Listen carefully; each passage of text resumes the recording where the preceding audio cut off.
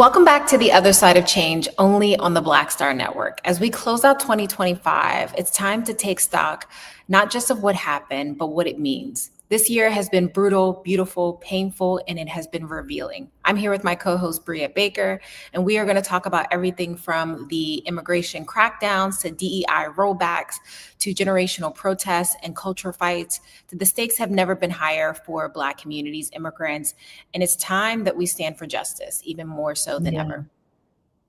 And this recap that we're going to do is more than just the headlines. These stories show patterns, attempts to erase, to silence, to rewrite who belongs in America and how people continue to resist. So today we're walking you through the major moments of 2025, those flashpoints, the fights, the movements, and we're asking ourselves and you, what does this year tell us about where we are and where we go from here?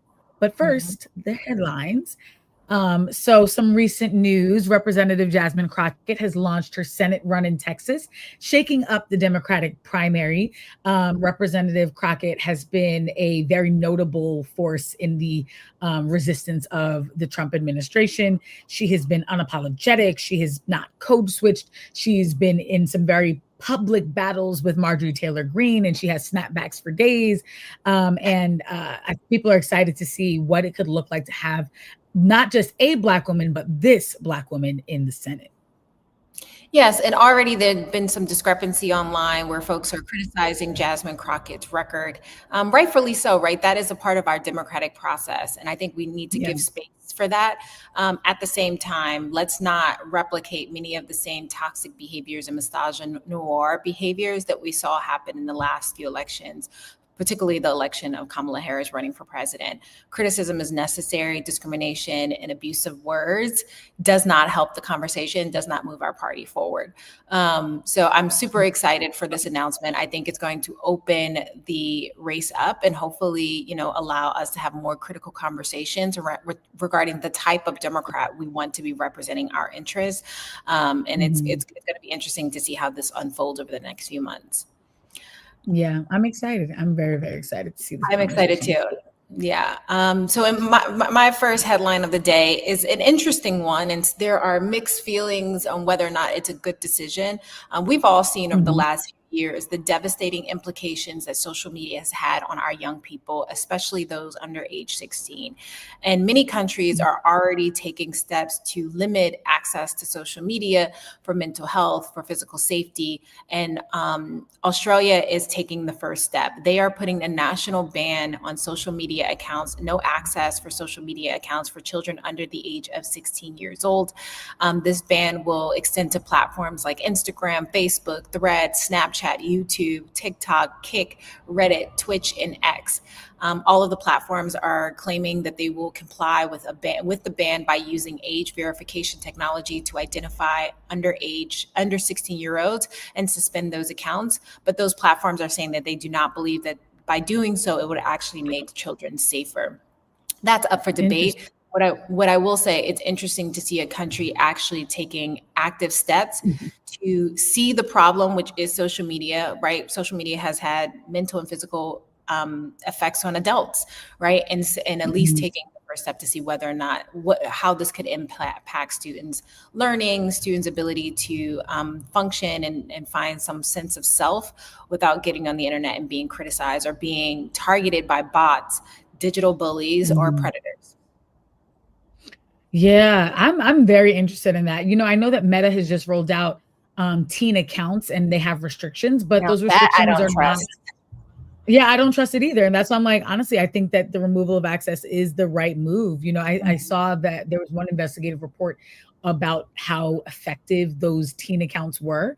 So someone created a teen account as if they were a young male, and they were shown so much misogynistic content, so much Charlie Kirk-esque content, begging the question like, okay, so are you just feeding teens something that's going to further radicalize them towards like being anti-women, anti-racial justice? Like, what are you actually filtering out if that's what you're showing? And ultimately, it's not changing the fact that these screens are not, like, the screen time is just not good at that age with how much your self-esteem and like personal brand, like even thinking of personal branding and at that age is insane. You know, I'm just grateful that I had a childhood where that wasn't the case. And this is where I feel like I'm aging myself. But yeah, I'm really grateful. Like I didn't have social media until I was in college, like truly. I know there's something to be said.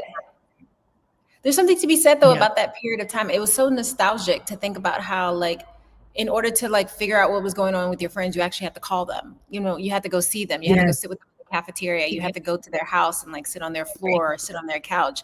And I think that has been such an indicator of how far we've removed ourselves from building community with each other, because we feel like if we see their updates on Instagram, we know exactly how their life is going. But Instagram, social media is such like a highlight reel of people's lives. I also think it's important to note that the ban in Australia does not include apps like Discord, GitHub, Google Classroom, Lego Play, Messenger, Pinterest, Roblox, STEM and STEM chat, WhatsApp, and YouTube Kids. A lot of people are perplexed by that because we've seen in recent years a lot of gaming sites have specifically been targeting. There's been adult predators who have been targeting children inside these chats. So we'll see. We'll continue to see how this unfolds, but I think it's a prime example that we do need to safeguard children's access to very inappropriate help. Safeguard my access to inappropriate content because it is eating away at our brains, and I'm hopeful that this will have better impact for the self-esteem and safety of children. Yeah, America, facts, you know, I mean, no, we're not watching. Of course we're not. We never do anything good. Australia has also been really great at curbing gun violence after their last mass shooting and speak on it. Do shit about that. So, but no, I'm excited. It feels like this is a first step, and hopefully they do expand it and deepen it. And when they see, you know, if they see success with it.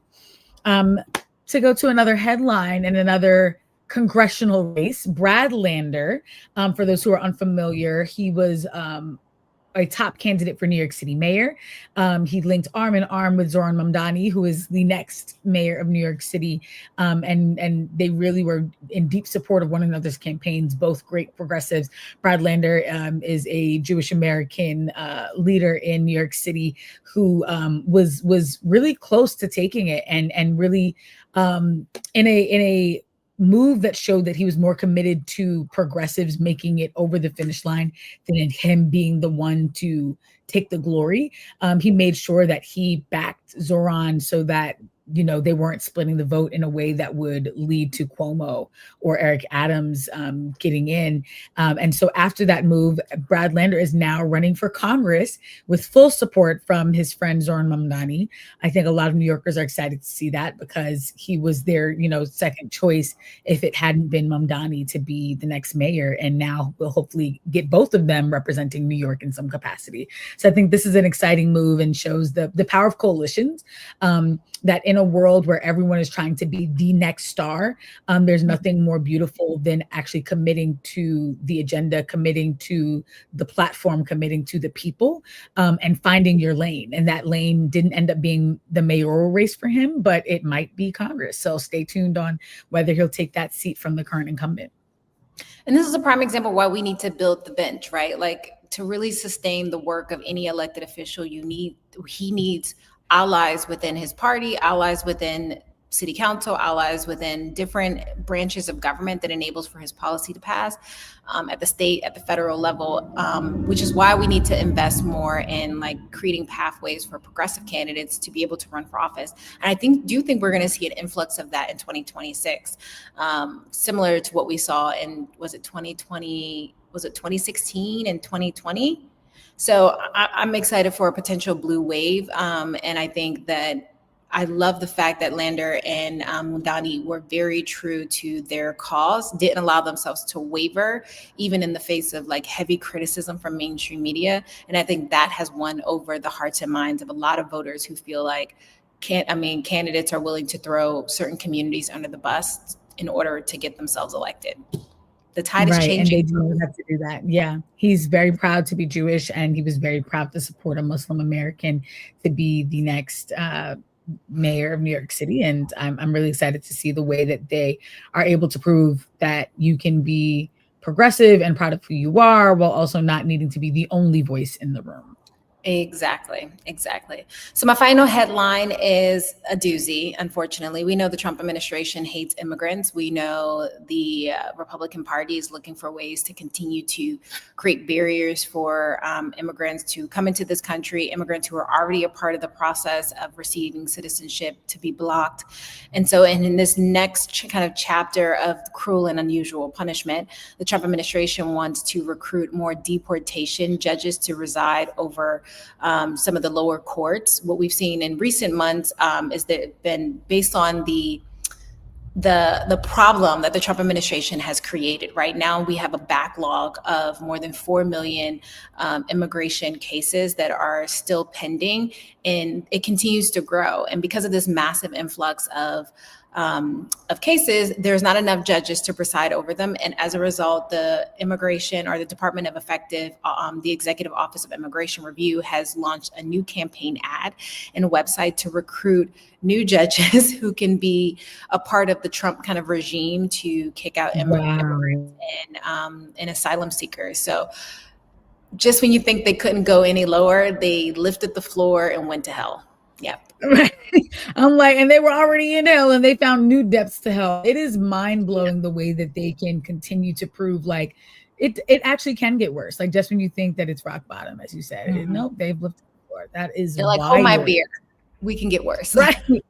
That is insane. I think it also just proves why down ballots matter so much and why we need people in every vein. I think a lot of eyes, rightfully so to an extent, go towards, presidential races, Senate races, governor races, but we need aldermen, city councilmen, judges, district attorneys. We need to be in all of these spaces, school board of education, because they're in all of these places. I think that is how their strategy has proven so successful. They really entrench themselves in local politics so that when they did take over federal politics, they were already in place to just continue it. It's God, it's never ending, but it needs to end. We'll see. With that being said, we're going to take a quick break. Again, you are watching The Other Side of Change only on the Black Star Network, and we will be right back.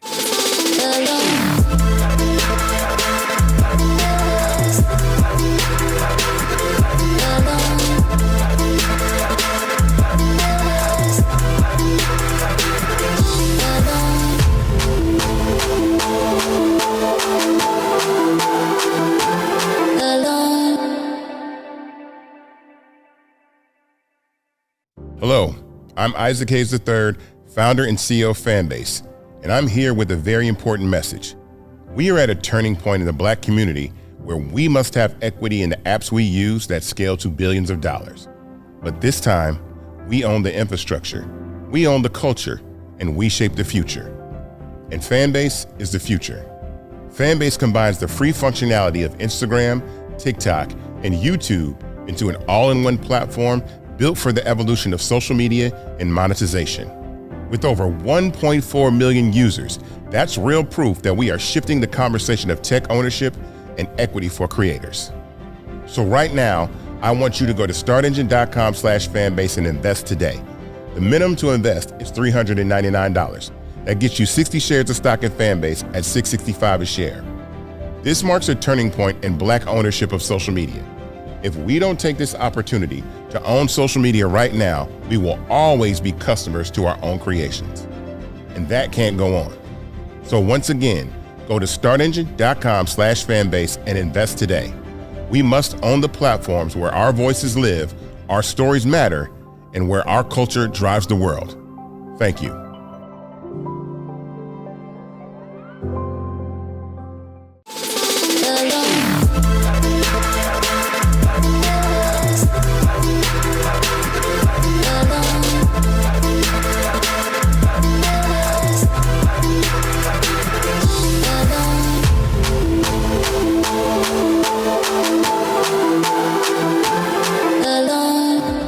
Welcome back to The Other Side of Change, only on the Black Star Network. Let's begin with one of the biggest undercurrents of the year, the systematic rollback of diversity, equity, and inclusion initiatives across institutions and industries.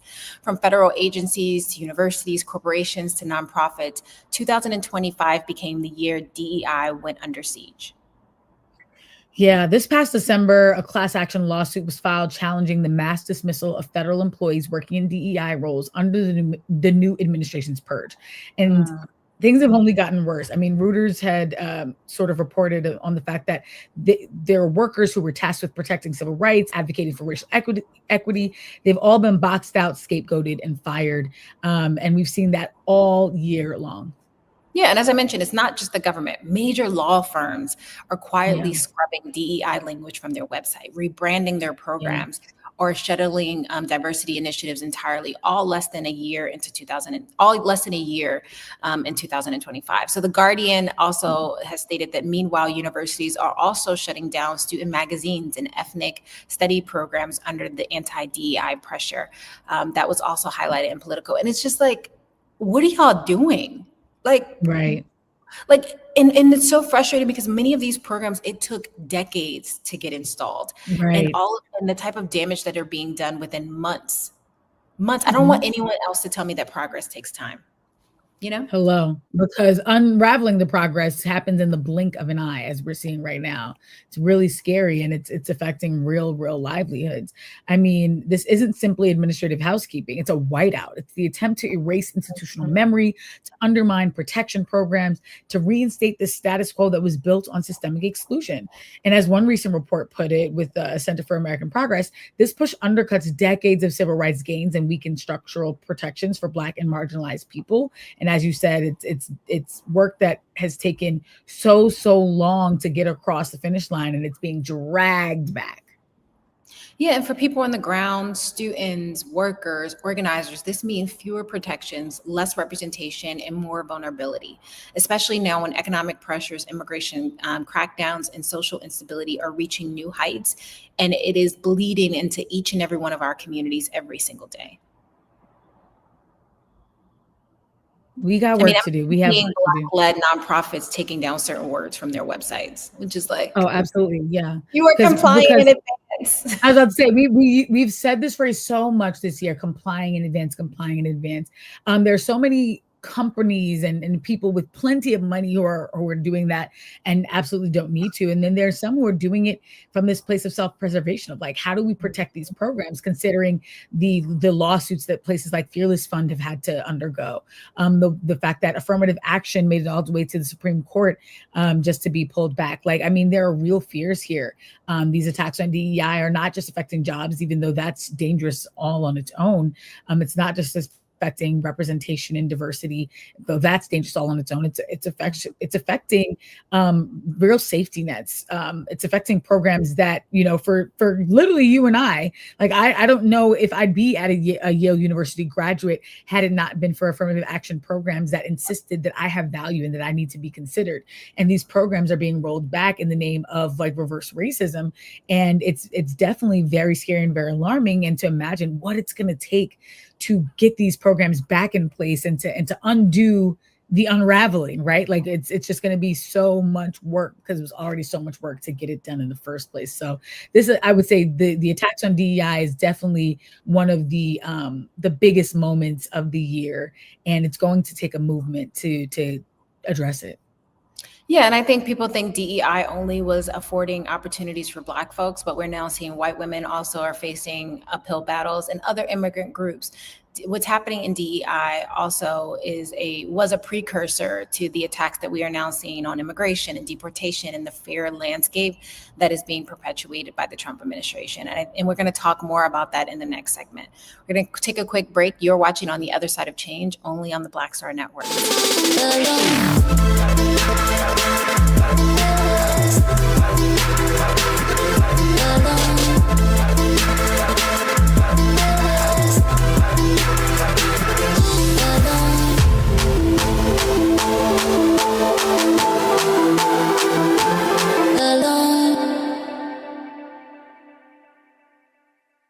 They said the quiet part out loud. Black votes are a threat, so they erased them. After the Supreme Court gutted the Voting Rights Act in 2013, Republican legislatures moved fast.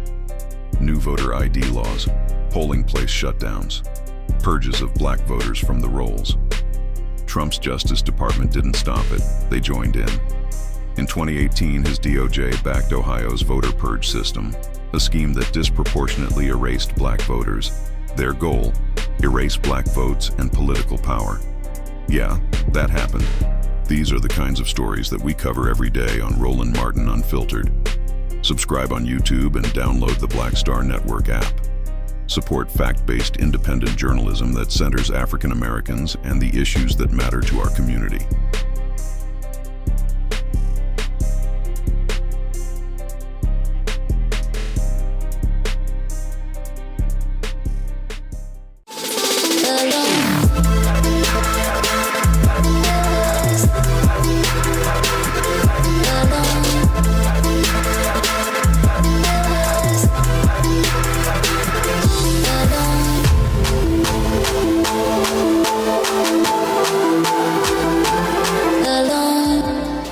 Welcome back to The Other Side of Change. We are going through some of the biggest moments politically, socially, economically of the year. And we just finished talking about the anti-DEI moments of the Trump administration. Now we are going to be digging into one of the most painful and urgent stories of 2025, which has been the wave of deportations, ICE raids, and aggressive immigration enforcement under the second Trump administration. In cities across the country, from New Orleans to Minneapolis to Los Angeles to Chicago, immigrant communities have lived in increasingly untenable conditions, and many others who are citizens but have been attacked, like Black Americans in Chicago, indigenous folks in the Southwest.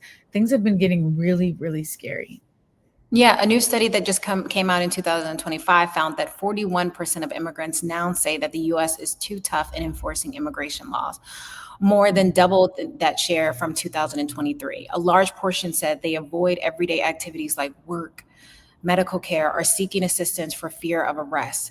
People are going without because they are fear of getting picked up while coming back from the grocery store, or being fearful of getting picked up while dropping their kids off for school. That is not just fear, that is an exile in place. Like, I get so emotional thinking about it because I've seen the videos of people being dragged out of their cars where their children are crying, or a woman being chased down the street as she's walking home from the grocery store. Like, this is the type of America that we've allowed to be created in our absence of advocacy.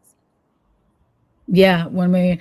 I think it's to your point of the videos, it's been scary seeing, cops posted up outside of schools, outside of churches, outside of workplaces, just waiting to catch people. As you said, traffic stops turning into kidnappings. It has been really alarming. And we knew this from the first Trump administration, that he was going to come down hard on immigration. He had done the Muslim bans and things of that nature, but as you said, it has become untenable. People are not getting medical care, or not going to school, or not going to work. I mean, school districts have said like attendance is all the way down because parents are worried that they will never see their children again, and that they'll get separated during a school day. I mean, the crackdown has also not just targeted undocumented people, even lawfully present migrants and naturalized citizens report feeling less safe. People who are born in America reported feeling less safe. ICE raids in Chicago destroyed apartment buildings full of citizens. I mean, it has led to distrust of the legal system. People, as you said, avoiding basic needs and being afraid for their lives and their families. Yeah, and communities are responding. The Day Without Immigrant protest this year showed how central immigrants are to the U.S. economy and the culture, and how fragile their safety really is under the current policy. I saw a school the other day that the students, I think they were high school students, walked out of the school in protest in solidarity with immigrants. And it's just a prime example that we can, each and every one of us have a role to play. So whether you are as young as a high schooler or a middle schooler, or you as successful as a business leader, there's a role you can play in making sure that we can protect the lives of immigrants, because they are core to who America is. America would be nothing without immigrants and slaves. But more importantly, they contribute every single day to upholding and sustaining our economy in certain industries that immigrants dominate in, and we are indebted to them, and we need to protect them. Yeah, I could not agree more. As immigration enforcement ramps up, of course, economic instability is rising. We just talked about the DEI protections that are vanishing. I mean, the pressure on immigrant communities, specifically Black and brown ones, has just continued to intensify. And while there has been just really beautiful organizing and protesting being done. We absolutely need to see more. 2025 has shown that deportation is not just an immigration issue. It's a racial and human rights crisis, and one that we all need to make our voices heard on. So we could not end the year without underscoring how critical it is that we all stand for migrants, because if we don't, we're just sitting ducks waiting for our turn. So we're going to continue talking exactly about what's left standing and the continued attacks on civil rights just after this short break. Again, you're watching The Other Side of Change only on the Black Star Network.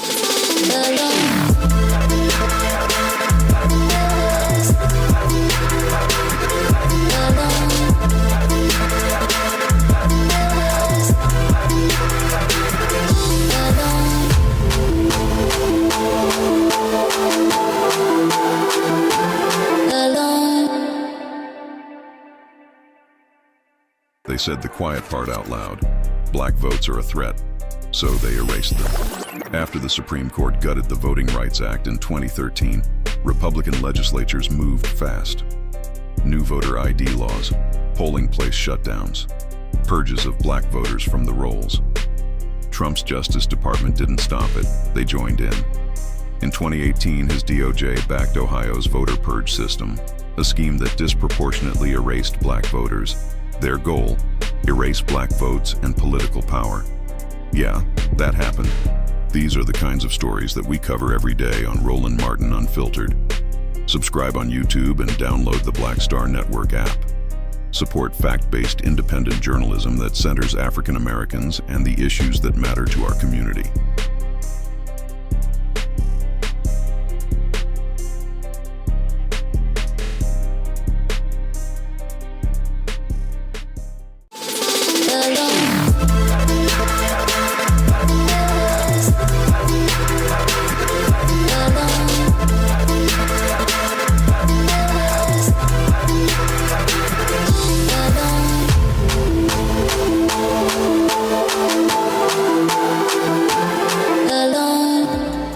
Welcome back to The Other Side of Change, only on the Black Star Network. As Brea has mentioned, we are doing a year in review as we close out 2025, the year of hell.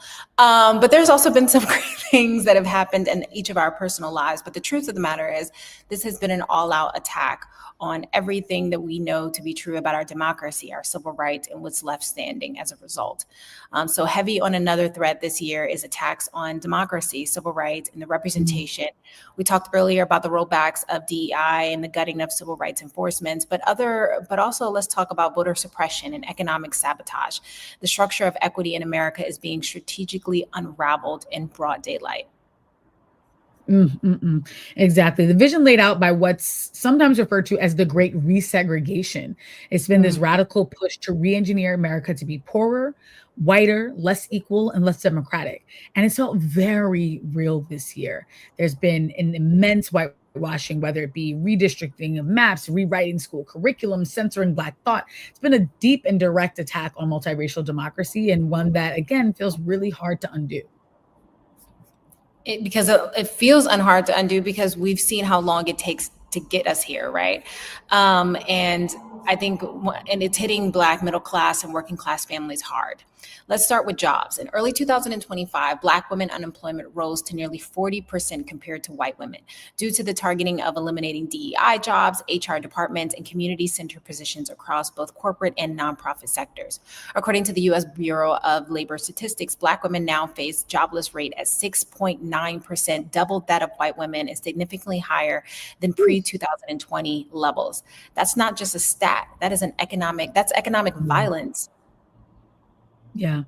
I mean, and as inflation eats into household budgets, we can't afford any of this. The Biden era boost to SNAP benefits officially expired this spring, affecting over 40 million Americans. Of course, that disproportionately affecting Black and brown families.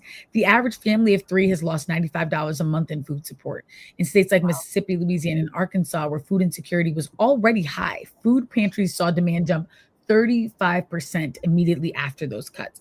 As Jamira said, this isn't just policy, it's survival. Yeah, now layer that in what the Department of Education did this year, right? In May of 2025, the DOE, under conservative leadership, redefined what counts as a professional degree from federal financing aid calculations, excluding dozens of programs from Black surveying institutions to progressive fields like public health, social work, gender studies, and African American studies. It means thousands of students of color saw their loan caps slashed or lost access to full Pell Grant eligibility. And again, the burden falls hardest on Black and first-gen students, which we know is an intentional effort by the Trump administration because Trump hates Black people. Hello. Yeah. Using, not that we're not supporters of Kanye anymore, but like to what he said about George Bush back during Katrina, like he really does. The systemic nature of this, it's not just on paper. It's people's real lives, whether it's your job, your groceries, your degree, your medical care. Everything has become deeply, deeply politicized, and the outcome is the same. Less power for us, less access for us, less representation for us. Marginalized people become more marginalized, and the powerful become richer and have more access than they ever had before. Yeah, and to be honest, we can't forget about the political implications of that. All of these economic policies shrink Black middle class, voter turnout, and also that impacts every single decision we're able to make for the betterment of our communities. Add in that we now have voter ID laws, polling closures, federal felony disenfranchisement that is happening to voters, and strategic disinformation.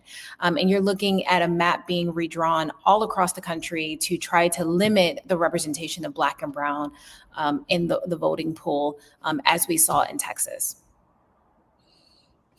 Yeah, they're trying to make sure that that all of the changes and shifts that they've made in the last 12 months alone are very cemented.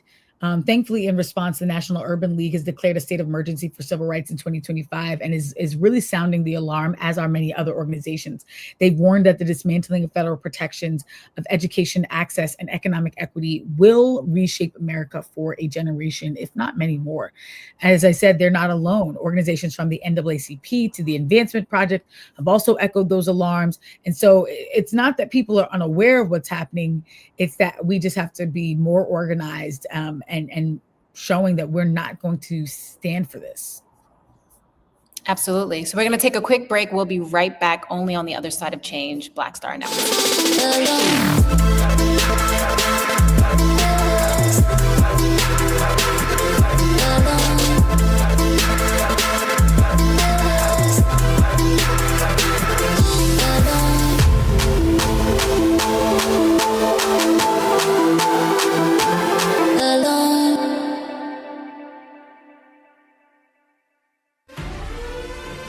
Violent white supremacy is, quote, the most persistent and lethal threat in the homeland. The greatest terrorist threat to the homeland is the homegrown violence stream, including hate crime committed on behalf of some kind of white supremacist ideology. They are coming after everything in Black America. MAGA and Donald Trump are specifically targeting Black America. They are going after the money.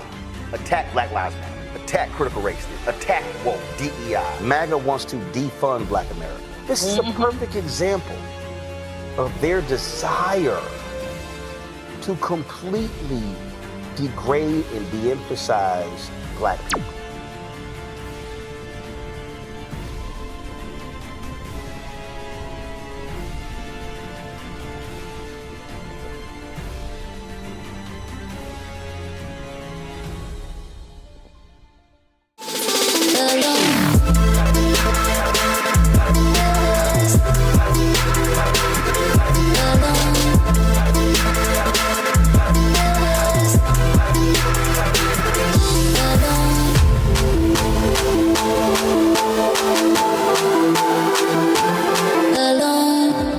Welcome back to the other side of change, only on the Black Star Network. Of course, we couldn't talk about every single thing that has happened this year, but we wanted to highlight some of the most monumental things that have led to everything from the democracy being shifted, DEI, unemployment rates, but even more importantly, everything that is happening to our ability to even read, like book bans.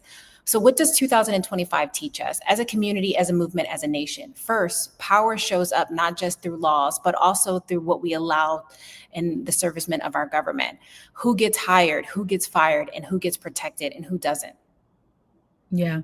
And secondly, when immigration, employment, civil rights, and culture are all under attack, resistance cannot be one-dimensional. The problems are not one-dimensional, so neither can our fight in response. It must be economic justice, immigrant justice, racial justice, and cultural justice merged all together, intersectionally, community-centered, unapologetic. We need these coalitions. Yeah, and also we learned that even when institutions fail us, and they will time and time again, we still have agency. Our media, our neighborhoods, our network, our values, they're hard to erase, and more people are realizing this. This is why there's been a surge in mutual aid, in local organizing, in cross-community solidarity. Even local papers are coming back. So the final and most important lesson of 2025, the fight is never, ever over. Yes, 2025 was brutal, really brutal, but it also sharpened us. The threats are real, really real. The enemies are visible. The stakes, our lives, our futures are clearer than ever, but we have more fight left in us. And when we come back from the break, we're going to close out by reminding you exactly how you can do that, how we bring this energy into 2026, and we do not double down. We do not comply in advance. You are watching The Other Side of Change, only on the Black Star Network.